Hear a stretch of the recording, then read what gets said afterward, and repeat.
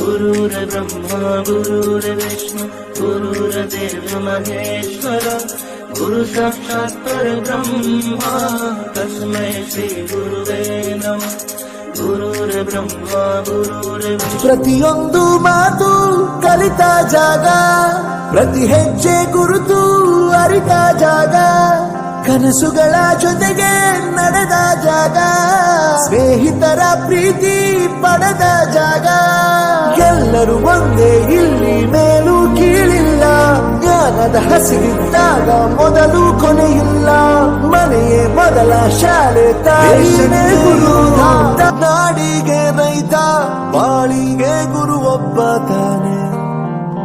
ಅಕ್ಷರ ಕಲಿಸೋ, ಅಜ್ಞಾನ ಅಳಿಸೋ, ಅವನೂನು ಅನ್ನದಾತಾನೆ.